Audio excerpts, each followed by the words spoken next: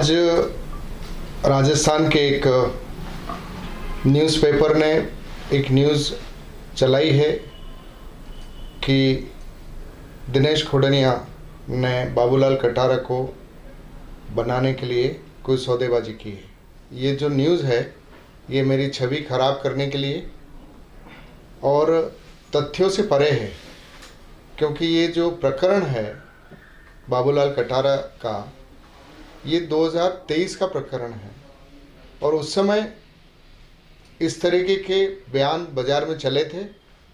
उन बयानों के आधार पे मेरे निवास पर, मेरे जयपुर के निवास पर भारत की सबसे बड़ी जांच एजेंसी ईडी के द्वारा रेड की गई थी। सब हमारे पूरे प्रीमिसेस की जांच हुई थी और मेरे निवास से 24 लाख रुपया, जो कि मेरे परिवार का और मेरे व्यापार का पैसा था, उसको जब्त भी किया था। मेरा मोबाइल भी जब्त किया था, कई दस्तावेज़ भी जब्त किए थे और उन सब का लंबे समय तक जांच हुई। मेरे को जयपुर बुला करके और ईडी डिपार्टमेंट द्वारा लगभग 8 घंटे तक पूछताछ भी की गई और मेरे पास जो भी था, जो भी वो ईडी डिपार्टमेंट इस संबंध में जानकारी चाहता था, वो सारी चीज़ें मैंने उनको दी और उसके बाद भी जो आवश्यकता पड़ी कि इस संबंध में जांचें हुई। जांच होने के बाद जब ये ईडी को ये लग गया कि इस पूरे बाबूलाल के प्रकरण में दिनेश खोडनिया का कोई लेना देना नहीं है, तो हम लोगों ने ट्रिब्यूनल कोर्ट जो दिल्ली के अंदर है उसके अंदर अपील करी।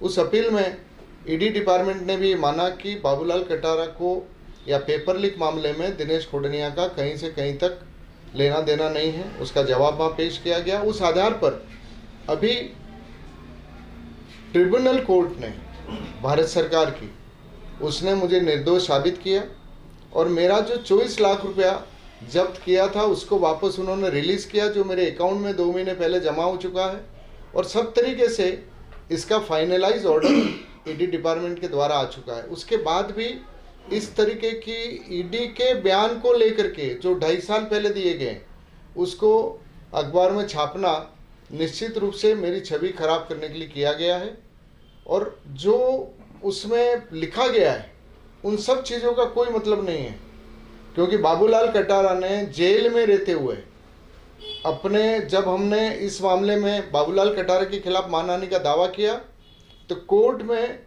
दावा पेश होने के बाद कि भाई आपने हमारे ऊपर ऐसे किस लिए आरोप लगाए, तो जेल में रहते हुए, जयपुर की जेल में रहते हुए, जहाँ निष्पक्ष तरीके से बाबूलाल कटारा ने वहाँ के जेल के कारागार के जो जेलर हैं उन्होंने एफिडेविट करके कोर्ट के अंदर एक बयान दिया बाबूलाल कटारा का कि मेरे पर दबाव डाल करके एजेंसियों ने इस तरीके का बयान लिया था। दिनेश खोडनिया से मेरा कभी कोई रिश्ता नहीं रहा, न मेरे उससे कोई लेन देन हुआ है और ये बयान को अटेस्टेड किया जेल के अंदर वहाँ के जेलर साहब ने और वो कोर्ट के अंदर पेश हुआ जवाब बाबूलाल। और उसके अब जो 13 फरवरी 2024 का मामला है, 2024 के अंदर बाबूलाल कटारा ये कह चुका है कि ये जो आरोप लगाए गए वो सब झूठे हैं, मेरे दिनेश खोडनिया से कोई रिश्ता नहीं है, न मेरा कोई लेना देना रहा है। और फिर मैं आपको बता दूं कि बाबूलाल कटारा का मैंने, जब मेरे वहाँ ईडी का छापा हुआ तब भी मैंने कहा था और मैं जयपुर जाकर के इसके बारे में सारे प्रेस के लोगों से हेजिटेशन किया था, जो कुछ एक नेताजी ने जो है मेरे लिए जो कहा था, तो उस समय मैंने वहाँ पर भी कहा था कि जो जांच एजेंसियाँ करनी चाहे मैं जयपुर से लगा के दिल्ली तक इस मामले में तैयार हूँ। बाबूलाल कटारा को आरपीएससी का मेंबर बनाने के लिए मैंने कभी सिफारिश नहीं की, न मेरा उसका कोई रिश्ता रहा है, न वो मेरे साथ पढ़ा है, न मेरा उसका कोई टेलीफोनिक जीवन में कभी बातचीत हुई है, न मैंने उसको कभी कोई सिफारिश की है। और ये सारी जांच ईडी डिपार्टमेंट और अन्य के डिपार्टमेंट कर चुके हैं और मैं इसके अंदर पूरी तरह से, और मैं आज भी फिर कह रहा हूँ कि किसी को भी कोई ये लगता है कि इसमें जांच करनी है, हर एजेंसी के साथ मैं तैयार हूँ, लेकिन एक पता नहीं किस दबाव में इन दोनों पत्रकारों ने मेरी छवि खराब करने के लिए किया।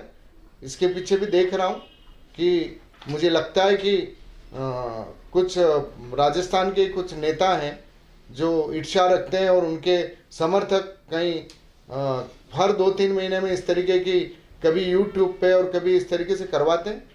मैं मेरे आला कमान से भी बात करूंगा कि ये जो कर रहे हैं वो उसमें हमारी पार्टी के कुछ एक आध बड़ा नेता है, समय आने पे मैं उसका भी उजागर करूंगा कि कौन लोग जो है इस तरीके की फर्जी न्यूज़ें लगवा रहे हैं। और मैं इतने बड़े अखबार के प्रबंधकों से भी कहना चाहूँगा कि बड़ा सेंसिटिव मुद्दा है जिसके ऊपर पूरे तथ्यों के आधार पर छापना चाहिए। आपको जो भी छापें आप कोर्ट से लें, ईडी डिपार्टमेंट से लें, कोर्टों में क्या चल रहा है वो देखें। चार्जशीट अगर पेश हुई है तो चार्जशीट में क्या मुझे मुलजिम बनाया है, क्या चार्जशीट में मेरा गवाह के रूप में नाम है। चार्जशीट के अंदर तो जिस तरीके की जांचें होती हैं उसके अंदर सब लोगों के बयान आते हैं, लेकिन उन बयानों के आधार पर क्या आपको कोई सबूत मिला? तो ऐसा कुछ नहीं। जब मुझे जिस एजेंसी ने मुकदमा दर्ज किया उस एजेंसी ने स्वीकार कर लिया कि भाई इसका बाबूलाल कटारा से कोई किसी प्रकार का संबंध नहीं है, कोई लेन देन नहीं हुआ है, तो फिर इस तरीके की न्यूज़ें चला करके किसी की छवि खराब करना ठीक नहीं है। मेरा आप सबसे यही आग्रह है। इस मामले में सर आपके समधी अशोक जी जैन का भी नाम आ रहा है, इसको आप कैसे देखते हैं? अशोक जी जैन का नाम पहले दिन से आ रहा है और ये जिस तरीके उनके वहाँ पर भी ईडी का छापा पड़ा था, उनके वहाँ पर भी कोई सबूत नहीं मिले, इसलिए उन्होंने भी मानहानि का दावा जो ने किया है। और दोनों के अंदर एक जैसा विषय है कि इसके अंदर कहीं पर भी न तो अशोक जैन से बाबूलाल कटारा जी का कोई संबंध है, न मेरा कोई उससे संबंध है। और ये सारी चीज़ें क्लियर हो चुकी हैं। ये राजनीतिक मुद्दा है, छवि खराब करने का मुद्दा है, क्षेत्र का कोई कार्यकर्ता आगे बढ़ रहा है उसको रोकने का वो किया जा रहा है, षड्यंत्र है एक तरीके का। तो मैं इन सबसे निवेदन करना चाहता हूं कि बिना तथ्यों के इस तरीके की न्यूज़ चला करके किसी की छवि खराब न करें। आपका क्या रहेगा एक्शन अब इसके बाद आगे?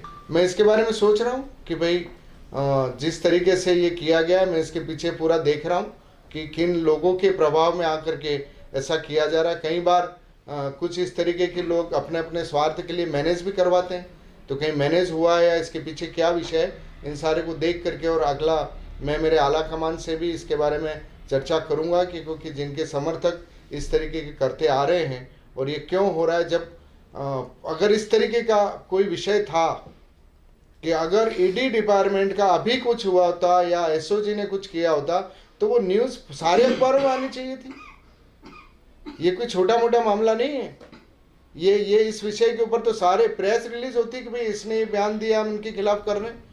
ये तो कोई 2.5 साल पुराना बयान ले करके और उसके आधार पे जो कि पता नहीं किसके दबाव में लिया गया था, जिसका बाद में डिनाई भी हो चुका है, कोर्ट में उसका जवाब भी पेश हो चुका है। तो निश्चित रूप से मैं इसके बारे में अपने आला कमान से पूछ करके और आगे जो भी होगा मैं आगे बढ़ूंगा।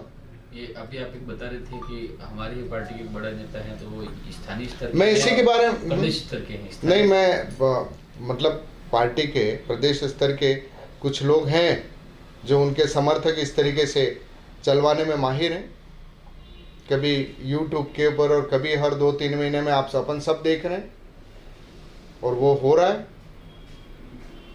तो कुछ लोग बीजेपी से मिले हुए हैं जो इस तरीके का काम कर रहे हैं। समय आने पर मैं आला कमान के सामने बात रखूंगा ही।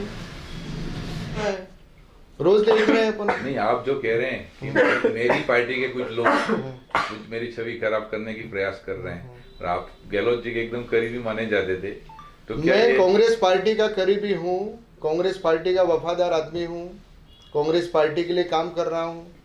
अशोक गहलोत जी भी हमारे नेता हैं, राहुल गांधी जी भी नेता हैं, डोटासरा जी भी नेता हैं। लेकिन कुछ लोग कांग्रेस के अंदर रह करके बीजेपी के साथ मिल करके जिस तरीके से कर रहे हैं लंबे समय से, उन लोगों को ठीक नहीं लग रहा है कि ये कांग्रेस के लिए क्यों काम कर रहे हैं। ऐसे लोगों का मुझे लगता है कि इसके पीछे हाथ है।